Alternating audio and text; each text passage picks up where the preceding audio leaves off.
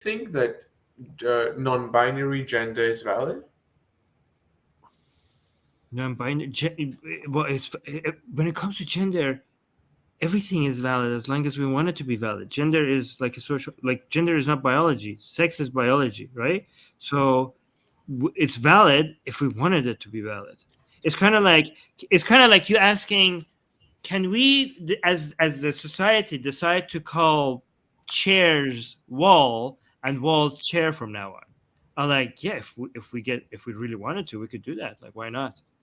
But You you know what I mean? recognize that in a different society we can invent whatever we want, but within the current society we live in, uh, chairs are chairs and walls are walls, right? Yeah, but chairs have not always been chairs. They had different names before. Language changes all the time.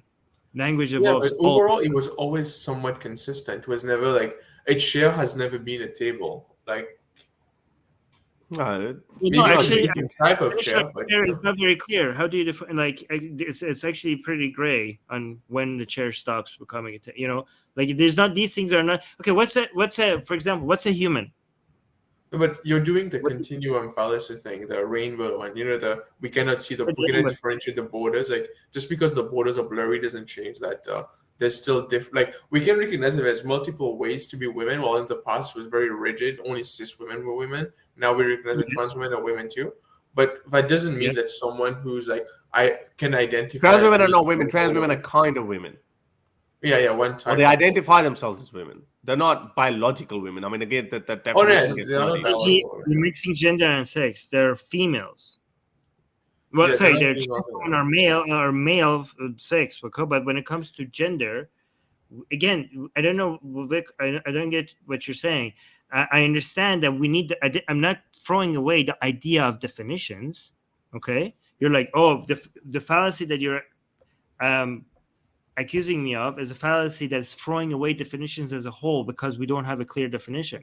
I understand the utility of definitions, even though it's not, we have gray lines, even though it's a spectrum. I'm not saying we don't use words anymore. I'm just saying it's flexible. We are, as a society, we are flexible about how we can Mm. use words given the utility that it has. Like we go with the highest utility of the definitions, and if time passes, the utilities change, we could adjust the definitions accordingly. I'm Yeah, not I know, saying but these words Vic, don't tell have any me, value and we shouldn't use them. Yeah. Vic, tell me, why do people get caught up on this? Like, I just don't understand the end game here. it's I the understand the internet, end right? game People, from people who insist on saying that I am a trans woman. I understand that they're not finding themselves comfortable with their biological sex, so they don't want to behave like a man. I can understand that. To behave like a man is also, a lot of that is a social construct. I give that example all the time. Like, like we don't, women wear special kind of clothes. They have longer hair. We don't have that. Like, a lot of these things have become norms, and different cultures used to have different standards. So I understand that, but I don't understand those people who get caught up on that. What's the definition of this and this and that? We understand there's a biological definition. I understand that it has implications.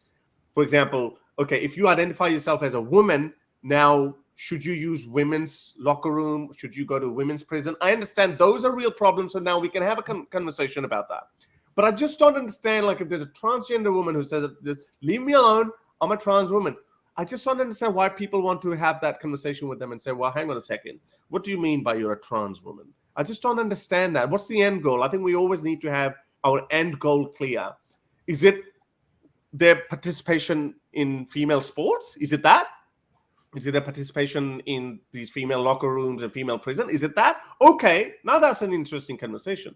Other than that, I think people get triggered, and I think people Those find are some very joy. few, and those are so small. Yes, those are so small. This can be overcome very quickly. And I have seen a lot of conservative people actually changing the tune as well. They're saying, okay, now there are enough trans women out there that you can have a separate category. I remember saying that nearly 5 years ago, that give a separate category, but then the argument from the other side was like, hey, well, then it's just going to be two women. It's not going to be trans women. Then it's not going to be real competition. So I was like, okay, but now you have enough trans women, and you should encourage that. So okay, that's the conversation to be had. But I think a lot of people just find joy in that, just saying that, nah, haha, I want to tell you that you're not a woman. The only problem is happening right now in the more American world. It's, I mean, again, it's a first world problem, but it is like, just because it's not as important as something else doesn't mean it's not important. But It's short. yeah. So the problem is that right now what's happening is that, so like if you like 20 years ago, 30 years ago, like trans people were maybe 0.1% of the world, of the of the world's population, not the world, the American population. But now they are getting close to 10%, because if we like a lot of these like young college like educated women are identifying as non-binary and saying that because they are non-binary this means they are trans, but this is affecting the way the trans activists are fighting for healthcare rights, because now it looks like it's it's harder to fight for, like, oh, we need these specific treatments, considering the fact that like more people who identify as trans don't have gender dysphoria, don't need to undergo surgery, don't need to undergo all that stuff. That's where the problem is coming. You're mixing conversations. Okay, that's a separate conversation from why can't we just call people what they want to be called. Okay, that is like we could do something and then not do other things.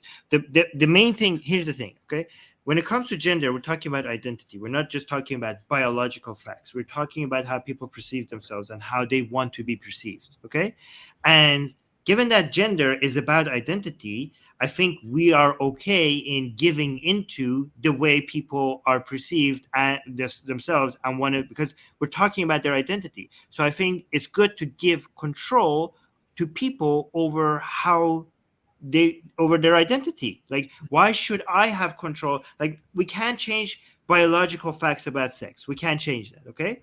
But identity is something that it would be better if an individual has the control over it rather than society having control over it. And given that gender refers to someone's identity, I'm in favor of giving that control to the individual.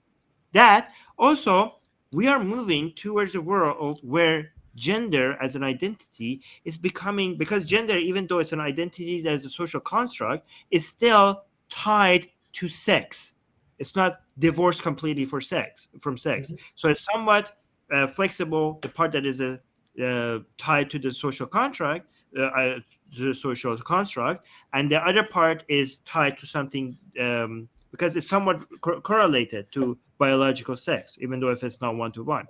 And when something is biological and inherent, it's not that interesting about you. You know what I mean? Like, we need to do with when one identity, we need to move towards a world where someone's sexuality is as important as their ethnicity.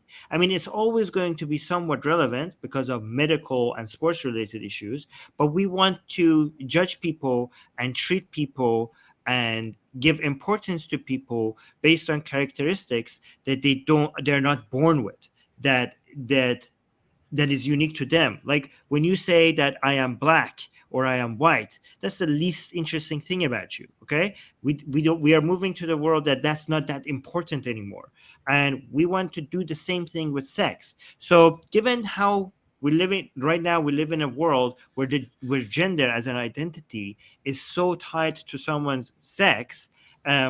We want to make this gender identity so diverse and so unique to every individual, to the point that it's just individualism. You know what I mean? It's like right now we moved from a world where we had two types of clothes. You went to as a person that is building or constructing the way you perceive yourself and the way you build your identity, right? We're becoming more and more individualistic. So the religion and the country that you belong to is not as important as who you are. So that's becoming a lot more diverse and unique to the individual. And when it comes to gender, we were like just one or two, right? One, two. But now we're like, okay, let's make this more unique. But at some point, it will make it so unique that gender identity as a whole will be completely abolished. But that's the direction we're moving to. Because again, what you have between your legs and what your DNA chromosomes are like, it's right now we're seeing in modern countries that you don't even think about the person that you're talking to, whether they're a man or a woman, right? When you're having a conversation with somebody and like she has talking about politics, philosophy, that, you know, if you just compare to only 10 years ago, like 10 years ago, the fact that the person is a woman is constantly a reminder in your mind that you're speaking to a woman instead of a man. Now, that's less of an issue. Like you don't even remember sometimes that this is a woman. Just like somebody, like for somebody that lived in Iran and haven't been exposed to black people, the first couple of times I'm having a conversation with a black person, the fact that the person is black is constantly on my mind. But now, after a while, this is not because it's not normal. But at some point, you will it becomes so uninteresting to you that the person is a different ethnicity, right? We need to do the same thing with gender. And gender as an identity will be completely abolished. Your sex and gender and identity would not be even tied to each other at some point. Anyways, I want to have your questions answered on the next live stream. Become my patron today. You can do so with as little as $1 a month. Link in the description below.